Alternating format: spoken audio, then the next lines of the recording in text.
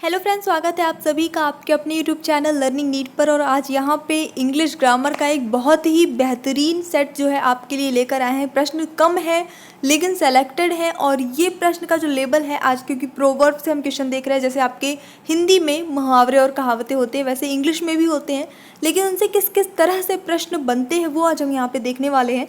बात करते हैं प्रश्नों के लेवल की, तो ये जो सारे प्रोवर्ब रहेंगे वो आपके जब से आप पढ़ना स्टार्ट करते हैं, यानी कि जब जितनी मिनिमम लोवेस्ट क्लास में जो आपका रहता है प्रोवर्ब, तब से लेके और टीजीटी एंड पीजीटी लेवल का है। यानी कि आप टीजीटी पीजीटी लेवल की प्रैक्टिस अगर करेंगे या प्रीवियस ईयर पेपर्स देखेंगे तो उसमें भी आपको इसी लेवल के क्वेश्चन दिखेंगे प्रोवर्ब से। तो एक बैलेंस्ड क्वेश्चन है और क्वेश्चन किस तरह से घुमा फिरा के पूछे जाते हैं वो हम यहाँ पे आज देखने वाले हैं। चलिए स्टार्ट करेंगे सेशन। सारे क्वेश्चन को मैं एक्सप्लेन करती जाऊँगी। तो यहाँ पे मेन जो उद्देश्य है इसका वो क्या है, पहले हम देख लेते हैं। ये है कि आपको कितनी ज़्यादा इंग्लिश की जो कहावतें मुहावरे ये सब चीज़ें होती हैं वो बनती हैं। ठीक है, तो आज का जो पहला प्रश्न है वो है, पहला question, choose the correct proverb. तो यहाँ पे आप देख रहे हैं कि चार जो है प्रोवर्ब दी हैं, इनमें से कौन सी एक सही है वो आपको बताना है। तो एक ये इस तरह का प्रश्न बनता है। ये किस लिए होता है, ये जानने के लिए आपको कितनी प्रोवर्ब्स याद है। अगर आपको याद होगी तो आप सही गेस कर पाएंगे। It ever rains but pours. It takes three to make a quarrel. Kill not the goose that lays the golden eggs, killing three birds with two stones. तो यहाँ पे जो सही प्रोवर्ब है वो है आपका option number C, kill not the goose that lays the golden eggs. मतलब कि वो मुर्गी जो सोने के अंडे देती है उसे मारना नहीं चाहिए। ठीक है, सोने के अंडे देने वाली मुर्गी है तो उसको जिला के रखे रहना चाहिए, इसका सेंस हो जाता है, जो कि कम्प्लीटली करेक्ट है। अब एक इस टाइप का क्वेश्चन बनता है कि कोई प्रोवर्ब दे देगा और उसमें फिल इन द ब्लैंक्स बना देगा, एक दो शब्द कहीं से गायब कर देगा, उसे आपको फिल करना होगा। तो अगेन वही बात है कि अगर आपको प्रोवर्ब्स याद है तभी आप ये कर पाएंगे। देखिए, अ stitch in time saves blank 1 2 9 11।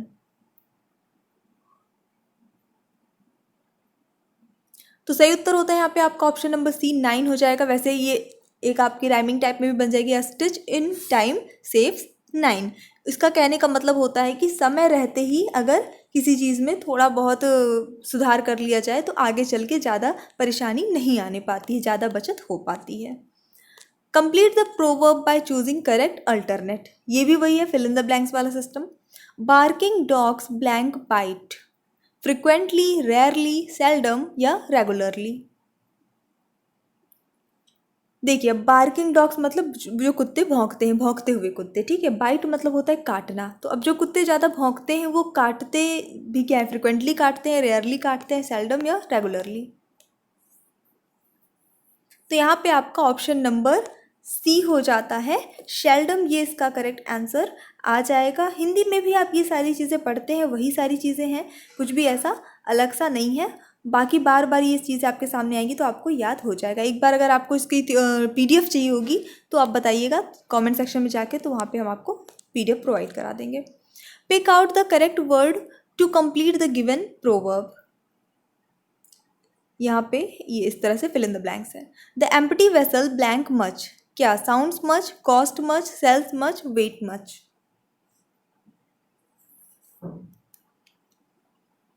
And इसके लिए जो करेक्ट आंसर आपका हो जाता है यहाँ पे हो जाता है आपका option number A, sounds much. यानी कि जो एम्प्टी मतलब एम्प्टी वेसल मतलब खाली बर्तन। तो जो खाली बर्तन होता है वो आवाज़ जो है ज़्यादा करता है। हम लोग हिंदी में भी एक पढ़ते हैं ना, थोता चना बाजे खना, वही चीज़ हो जाती है। उसी को इंग्लिश में हम बोलते हैं the empty vessel blank much proverb के रूप में। तो यहाँ पे साउंड्स आएगा, साउंड्स मच।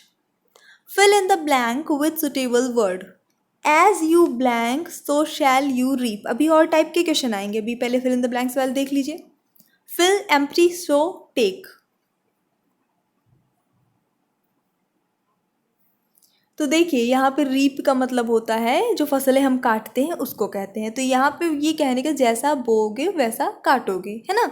हिंदी में बोलते हैं ये चीज़, वही चीज़ इंग्लिश में। अब बोने को इंग्लिश में क्या कहते हैं, कोई भी चीज़ हम बोते हैं बीज वगैरह, तो वो कहलाता है शो। तो आपका ऑप्शन नंबर सी सही हो जाता है यहाँ पे, as you sow so shall you reap, ये इसका करेक्ट आंसर हो जाता है। Which one of the following is not the correct proverb. तो अब यहाँ पे एक इस टाइप का क्वेश्चन आता है। पहला क्वेश्चन क्या था जिसमें हमको करेक्ट प्रोवर्ब बताना था, दूसरा अब जो ये क्वेश्चन है दूसरे टाइप का, उसमें क्या बताना है आपको जो गलत है। इनमें से 3 प्रोवर्ब बिल्कुल सही लिखी हैं, कोई एक गलत है।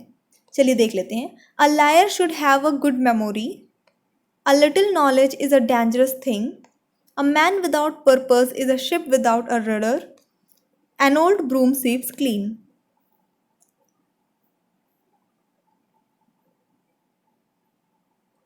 तो यहाँ पे देखिए कुल मिला के पहला वाला जो आपका है कि जो झूठ बोलने वाला व्यक्ति होता है उसकी याददाश्त तेज होनी चाहिए, अच्छी होनी चाहिए, क्योंकि वरना कुछ समय बाद भूल जाएगा कि मैंने क्या झूठ बोला था। सच हमेशा याद रहता है, झूठ बोली हुई चीज़ भूल जाती है। तो ये बिल्कुल सही है, एक गलत नहीं है। अ little knowledge is a dangerous thing, ये भी बिल्कुल सही है कि जो कम ज्ञान होता है वो बहुत ही खतरनाक होता है। कोई बिना किसी उद्देश्य के एक इंसान जो होता है वो बिना पतवार की नाव के जैसा होता है, ये हिंदी में हम लोग इस तरह से बोलते हैं, वही चीज़ है यहाँ पे भी। ये वाला जो है गलत है, थर्ड आपका लास्ट वाला। An old broom sweeps clean, मतलब एक पुरानी झाड़ू बहुत अच्छे से सफाई कर पाएगी क्या? नहीं कर पाएगी। ये सही जो कहावत है, सही प्रोवर्ब है वो है a new broom sweeps clean. Broom मतलब क्या होता है? झाड़ू। चलिए देखते हैं next. Pick out the correct word to complete the given proverb. Rome was not built in blank, a rare, a day, a century or an hour. ये वाला तो मैंने इंग्लिश की जो प्रैक्टिस सेट्स करा रहे थे वहाँ पे भी ये आया हुआ था किसी क्वेश्चन में।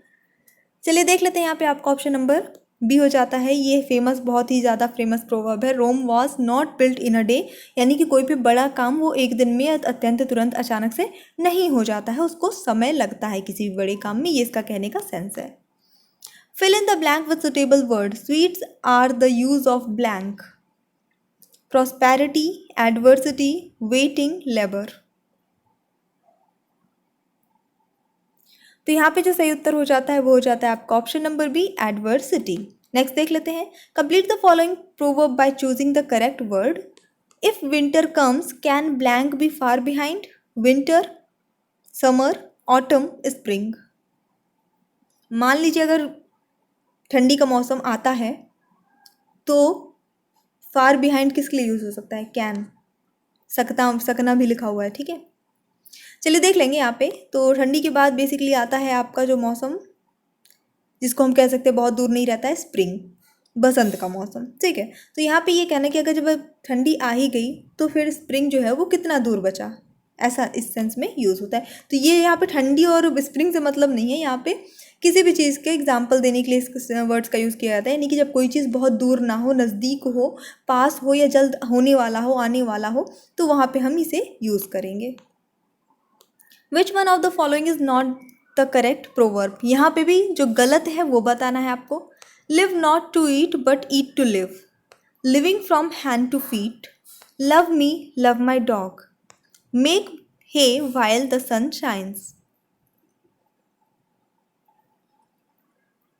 ये सब आपको पता होना चाहिए, स्पेशली अगर आप कोई भी हाई लेवल एग्जाम देने जा रहे हैं, कोई भी कॉम्पिटिटिव एग्जाम देने जा रहे हैं, टीजीटी पीजीटी लेवल का एग्जाम देने जा रहे हैं, एसएससी का एग्जाम देने, मतलब इस तरह की इंग्लिश ग्रामर जिसमें भी आपका सब्जेक्ट है, 12th तक की अगर इंग्लिश आनी है तो ये आपको बनना ही बनना चाहिए।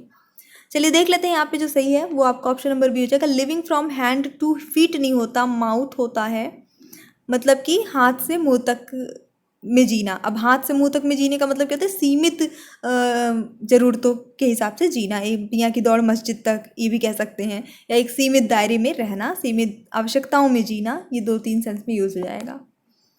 Complete the following proverb by choosing the correct word. A burnt child dreads the blank. Think, cloud, water, fire. बहुत आसानी से गेस कर सकते हैं। तो बिल्कुल बर्न्ट वर्ड आया है, जलने वाली बात हो रही है, तो फायर होगा इसका सही आंसर। जिसको हम हिंदी में एक कहावत हम कहते हैं, दूध की जली बिल्ली छाछ भी फूक फूक के पीती है ना। तो वही बात है कि अगर एक बच्चा जो है जो जल गया है, किसी कारण से जल जाता है एक बार, तो वो आग से डरने लगता है, ये इसका कहने का अर्थ हो जाता है। Choose the correct proverb. अब यहाँ पे आपको सही वाला प्रोवर्ब चुनना है, और एक ही प्रोवर्ब को अलग अलग तरीके से उसने लिखा हुआ है, अलग अलग नहीं है सारे।